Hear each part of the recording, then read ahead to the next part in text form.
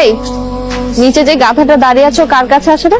কার কাছে আসে সেটা তো জানি না, কিন্তু ছেলেটা বেশ হ্যান্ডসাম দেখতে। মাঝে মাঝে আমার ইচ্ছা করে নিচে গিয়ে ওনাকে জিজ্ঞেস করি, আপনি কি একটু আচার খাবেন? তো যাচ্ছিস না কেন? না থাক, আমার ভয় করে যদি রিফিউজ করে দেয়। আমি নিচে যাই, গাধাটাকে একটু বাজিয়ে আসি।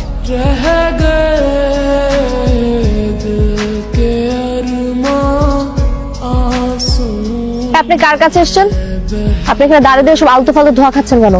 কান ধরেন, কান ধরেন। চিৎকার করছেন কেন? আর কান ধরেন মানে? আপনি আমাদের কোয়ার্টারে এসে আলতু ফালতু ধোয়া খাচ্ছেন কেন? তা কোয়ার্টারে একটা পরিবেশ নেই? আপনাদের মতো সব ফালতু বাইরের লোকজন এসে আমাদের কোয়ার্টারের পরিবেশটা নষ্ট করছে। আপনাকে আমি নেক্সট টাইম এখানে যাতে দাঁড়িয়ে এসব আলতু ফালতু ধোয়া খেতে না দেখি, সাবধান করে দিলাম। আপনার এই ক্যাপ্টেন্সি অন্য কোথাও গিয়ে ফলান। স্মাইল লাইফ, আমার লাইফ আমি বেক করবো না ধোয়া ছাড়বো, কি করবো তোমার বুঝতে পারবেন না। নেক্সট টাইম এটা করবেন না। গো যান, ফুটেন। ফোটেন মানে কি? ফুটবো না। তা ফুটলে আপনি কি করবেন? কি করবেন আপনি? এটা দেখেছেন, একটা চরের ওজন 30 থেকে 35 কেজি।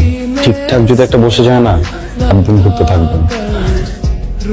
সভ্য অভদ্র অসভ্য ফালতু একটা ছেলে আমার বাড়ির সামনে এসে আমাকে ছেড়ে দিচ্ছেন না? হ্যাঁ, কি মনে করছেন আপনার হাত আছে আর কারোর হাত নেই? হ্যাঁ, আমার হাতে চট, এই যে শুনে যান, আমার হাতে চট বলে কি হবে বুঝতে পারছেন?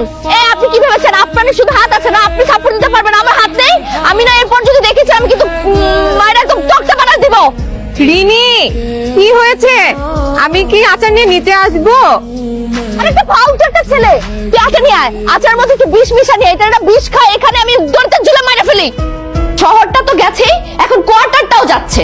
আমি না বুঝি না কোয়ার্টার দারণগুলোও কি বাইরের লোকদেরকে কেন ভিতর ঢুকতে দিতে হবে? যা মুখে আসছে তাই বুঝ।